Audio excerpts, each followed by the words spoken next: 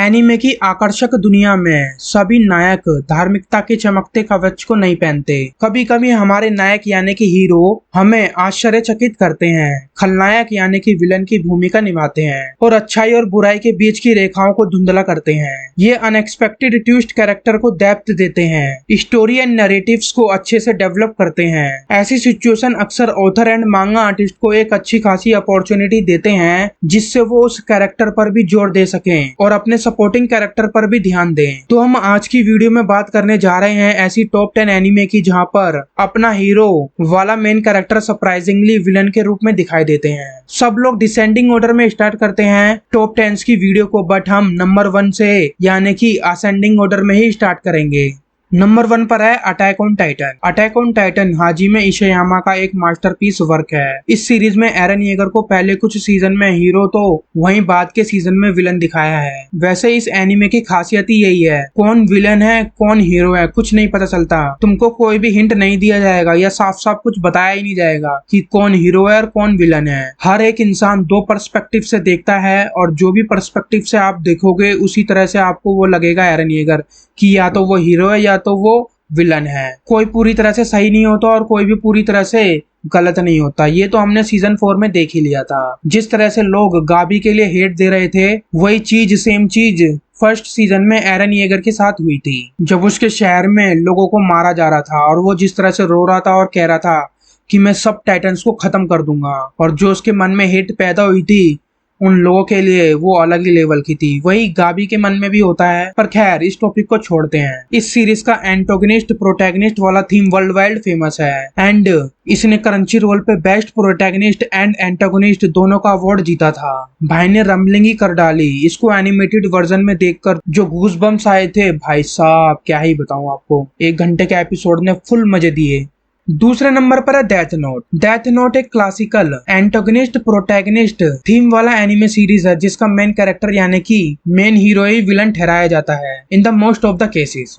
Death note anime series में एक light Yagami नाम की बंदे की स्टोरी दिखाई जाती है कि कैसे उसको एक नोटबुक मिलती है जो कोई आम नोटबुक नहीं बल्कि एक बहुत स्पेशल नोटबुक होती है। वो जिसका भी नाम उसमें लिखता है वो मर जाता है। लाइट यागामी के अकॉर्डिंग जो भी इस दुनिया में क्रिमिनल लगते हैं वो उसको मार देता है। वो इस पूरी दुनिया का भगवान बनना चाहता है। वो अपने हिसाब से ही इंसाफ करना चाहता है, पर बाद में उसको कई मुसीबतों का सामना करना पड़ता है क्योंकि एक इंटेलिजेंट डिटेक्टिव एल उस कातिल को ढूंढना स्टार्ट कर देता है जो अपने हिसाब से इंसाफ करके सबको मार रहा है। इस एनीमे में इतने सारे ट्विस्ट एंड प्लॉट्स होते हैं कि सस्पेंस से आपका दिमाग ही उड़ जाता है और जो मजा आता है देखने में कि अब क्या होगा आगे। काफी वर्थ वॉचिंग एनीमे है ये एंड यहाँ शायद ही कोई होगा जिसने डेथ नोट ना देखी हो। तीसरे नंबर पर है terror in resonance. Terror in resonance में 2 टीनेजर प्रोटैगनिस्ट होते हैं 9 एंड 12। वो दोनों पूरे टोक्यो को तबाह करना चाहते हैं, पर है तो वो दोनों प्रोटैगनिस्ट ही। ये स्पॉइलर हो जाएगा अगर मैंने आपको बताया कि वो टोक्यो को तबाह क्यों करना चाहते हैं। तो आपके लिए यही बेस्ट होगा कि जाओ और खुद ही एनीमे को देखकर पता लगाओ। इसमें 2 जनों का एक मिस्टीरियस ग्रुप होता है फिंक्स। वो शहरों में चारों ओर बॉम्ब लगा देते हैं और हर एक एक्सप्लोजन के बाद वो लीगल अथॉरिटीज को एक पहेली बुझाने को देते हैं। वो दोनों अपने दिमाग का काफी सही इस्तेमाल करते हैं और उसको एक हथियार की तरह इस्तेमाल करते हैं। शिबाकाजी एक कैरेक्टर है, एक मेहनती अन्वेषक। शुरू में दिखाई देने वाले बमबारी की तुलना में अधिक खोजता है, बाद में रहस्य, नैतिक समस्या और समय के खिलाफ दौड़ से भरा एक रोमांचक बिल्ली और चूहे का खेल शुरू होता है। 4th नंबर पर है code gas. Code gas mainly अपने मेन प्रोटैगनिस्ट के लिए जानी जाती है, लीलोश। आई नो मैंने नाम गलत प्रोनाउंस किया हो बट फीलिंग को समझो कि मैं किसका नाम लेने की कोशिश कर रहा हूँ। लीलोश पहला बंदा था जो कि एक ऐसी स्ट्रेटेजी के नतीजे पर पहुंचा था, खुद को सेक्रीफाइस कर देना अपने पसंदीदा करीबी लोगों के लिए, sacrificing yourself for the safety of your loved one. Anime श्रृंखला के दौरान वे दुनिया को एक बेहतर जगह बनाने के लिए मासूमों को खिलाफ जाता है। पहले तो कोड गैस की दुनिया होली ब्रिटेनिया एम्पायर के रूल में होती है। लियोलोच एक पूर्व राजकुमार जो कि गैस की क्षमता प्राप्त करता है जो उसे अन्य लोगों की विचारों को प्रभावित करने में सक्षम बनाता है। लियोलोच जीरो का व्यक्तित्व लेता है और अपने नए एबिलिटी का उपयोग करके ब्रिटेनिया के खिलाफ विद्रोह का आयोजन करता है। लियोलोच एक नई दुनिया बनाने के लिए काम करता है जहां उसकी बहन नन्नली शांति से रह सके। नल्लली नुल्लली जो भी हो भाई, मैं तो नाम प्रोनाउंस नहीं कर पा रहा, आपको स्क्रीन पर दिख रहा होगा और समझ जाना कि मैं किसका नाम ले रहा हूँ। वो अपनी बहन के लिए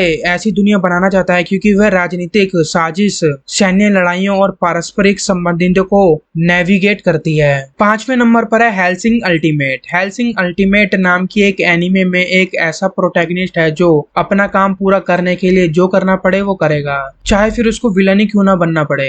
एलुकार्ड एक्चुअली में मेन प्रोटैगनिस्ट तो नहीं है, बट उसका जो एवरीडे रूटीन लाइफ का जो एक्सप्रेशन है, उसका जो हैबिट्स है, वो श्योरली आपको एक दुष्ट खलनायक वाइब जरूर देगा।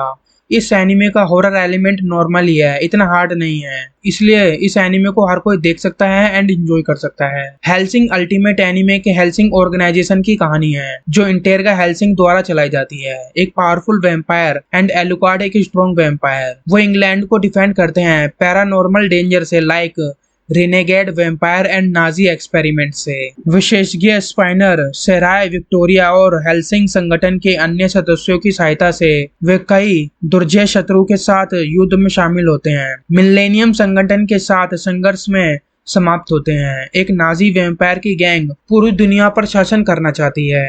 6 नंबर पर आता है 91 डेज। 91 डेज एक अंडररेटेड एनीमे है जिसमें एक कैरेक्टर होता है एंजेलो लगूसा नाम का। हालांकि ये सीरीज का मेन प्रोटैगनिस्ट नहीं होता, पर फिर भी वो फैंस के लिए एक तरह से फैसिनेटिंग प्रोटैगनिस्ट से कम नहीं। रिवेंज उसको एंटागोनिज्म के पाथ पे लेके आकर खड़ा कर देता है। एक माफिया उसके फैमिली को मार देता है उसकी आंखों के सामने ही। इस पूरी सीरीज में जो उसका एम होता है, उसका एग्जीक्यूशन का मेथड एंड बाकी सब कुछ इस कैरेक्टर के बारे में कहीं ना कहीं सिमिलर लगता है अटैक ऑन टाइटन के मेन प्रोटैगनिस्ट एरन येगर से। 91 डेज एनिमे की कहानी फॉलो करती है एविलो ब्रूनो नाम के एक लड़के की, जिसको एंजेलो भी कहते हैं। एक यंग मैन जो माफिया ऑर्गेनाइजेशन के खिलाफ बदला लेना चाहता है अपनी फैमिली को मारने का। वो एक फिक्शनल टाउन लोलेस इलिनॉइस जाके वनेती फैमिली को इन्फिल्ट्रेट करता है जो उसके प्रियजन के मर्डर के रिस्पॉन्सिबल होते हैं। जैसे ही अविलियो वनेती फैमिली का भरोसा जीत लेता है, वो अपने बदला लेने का प्लान तैयार करता है। जैसे ही वो अपने प्लान के हिसाब से सब कुछ काम करना चालू करता है, उसको पता चलता है कि कहानी में और ज्यादा बहुत सारे प्लॉट एंड ट्विस्ट हैं। जितना उसको पहले पता था उससे ज्यादा कुछ है इसमें। क्या एंजेलो रिवेंज ले पाएगा या नहीं, वो लोग आप एनीमे देखकर ही पता लगाना। 7वें नंबर पर है साइकोपास। साइकोपास एक ग्रुप ऑफ एंटागनिस्ट की कहानी फॉलो करता है एंड इन प्रोटैगनिस्ट में से एक माकिशिमा शोगो होती है। वो सिर्फ एक मेन प्रोटैगनिस्ट ही नहीं बल्कि वो सीरीज की एक प्राइमरी तौर से विलन भी होती है। माकिशिमा साइकोपास सोशल सिस्टम को अपोज करती है जिसे सिविल या साइबिल सिस्टम कहते हैं। इस प्रणाली के खिलाफ जाने के लिए वह लोगों को यह विश्वास दिलाने के लिए हेरफेर करती है कि ये एक बुरी व्यवस्था है और इसमें हंगामा होता है। ये अन्य नायक अकाने में बाधा डालते हैं जो इस श्रृंखला यानी कि सीरीज में माकिशिमा को एक संभावित विरोधी बनाता है। साइकोपास एक भविष्य के समाज में स्थापित है जहाँ साइबिल सिस्टम सरकार द्वारा संचालित प्रणाली लोगों में मानसिक स्वास्थ्य और व्यवहार की निगरानी और नियमन करती है। लोक सुरक्षा ब्यूरो के आपराधिक जांच प्रभाव को हाल ही में सौंपी गई अकाने सुनामी का कंधा केंद्र। वो अपनी टीम की मदद से उच्च अपराध गुणांक वाले लोगों द्वारा किए गए कई अपराधों पर नजर रखती है और अपराध करने के लिए उनकी प्रवृत्ति का एक पैमाना है। अकाने आत्म खोज और प्रणाली के खिलाफ विद्रोह की यात्रा शुरू करती है जिसमें वह पहले विश्वास करती थी कि क्योंकि वह मामले में अधिक खोदती है कि उनकी नैतिकता और प्रभावकारिता पर संदेह करना शुरू कर देती है। 8वें नंबर पर है ओवरलोड। ओवरलोड एनिमे सीरीज में एक कैरेक्टर आइंस जो कि दूसरी दुनिया में हड्डी के ढांचे यानी कि स्केलेटन में रिकारनेट होता है एंड उस दुनिया में राज करता है कई मॉन्स्टर एंड बीस्ट के कलेक्शन के साथ। आइंस अपने किसी भी दुश्मन पर रहम नहीं बख्शता। ओवरलोड एनीमे एक सुजुकी सातारो नाम के एक यंग लड़के के ऊपर है जो अपनी जिंदगी से बोर हो चुका है और अपना अधिकतर समय DMMAO RPG game YGG DRASIL को खेलते हुए बिताता है। एक विशाल कंकाल जिसे आइंज ऑल गाउन कहा जाता है बल्कि एक शक्तिशाली जादूगर है और उनके दृष्ट गिल्ड का मुख्य मोमोंगा के साथ उसके इस गेम पात्रों में से है। सतारो गेम की दुनिया में फंस जाता है और इसे खेलते समय एक दिन उसे देखने में असमर्थ हो जाता है। इसके अलावा NPC जीवन में आते हैं। इस एनिमे में प्रतिपक्षी एंज है और इस अजीब नए ग्रह पर अपने दोस्तों की तलाश करते हुए मानव प्रजाति से लड़ता है। 9वें नंबर पर है ब्लैक लगून। ब्लैक लगून एक एक्साइटिंग अप्रोच को फॉलो करती है प्रोटैगनिस्ट के लिए, इसलिए जैसे जैसे सीरीज आगे बढ़ती है प्रोटैगनिस्ट एंटागोनिस्ट लगने लगता है। एक पायरेट कंपनी प्रोटैगनिस्ट को किडनैप एंड वो इस दुनिया के एक डार्क एस्पेक्ट को विटनेस करता है, जिससे उसके डार्क साइड बाहर आने लगती है और वो कभी कभी अपनी कंपनी को ही धोखा देने लगता है, जो कि एक क्रिमिनल जैसा बिहेवियर लगता है दिखने में। ब्लैक लगून एक भाड़े के संगठन लगून कंपनी द्वारा अपहरण किए जाने के बाद एक साधारण वेतनभोगी रोकुरो ओकाजिमा के कारनामों पर केंद्रित है। रोकुरो, जिसे अब रॉक के नाम से जाना जाता है, रोनापुर के अराजक शहर भीड़ और रहस्यमय रेवी डच और बेनी के साथ मिलकर काम करता है। मिसफिट्स और डाकू के लिए एक आश्रम है। साथ में वह नैतिक रूप से अस्पष्ट और हिंसक समुद्रों को नेविगेट करते हुए खतरनाक संचालन, तस्करी और प्रतिस्पर्धी समूह के संगठन संघर्ष में संलग्न है। 10वें नंबर पर है the sage of Tanya the evil. The sage of Tanya the evil एक प्रोटैगनिस्ट का लाइफ फॉलो करता है, जो अपनी पिछली जिंदगी में एक सैलरी मैन होता था एंड बाद में वो एक छोटी सी लड़की में रिकारनेट हो जाता है। प्रोटैगनिस्ट विलन तो नहीं होता इस सीरीज में, पर उसका बिहेवियर काफी एंटोगनिस्टिक होता है। उसके एक्शंस एंड हैबिट्स कुछ इस टाइप के होते हैं कि एक टिपिकल एंटोगनिस्ट की तरह होती है, जो एक पूरी विलन लगती है। तान्या एंटोगनिस्ट से फाइट करती है किसी भी तरह से, जैसे उसको सही लगे, या फिर जैसा भी करके उसको विलन से फाइट करके उसको हराना पड़े। वो जैसे तैसे करके जीतना चाहती है, वो जो करना पड़े वो करेगी।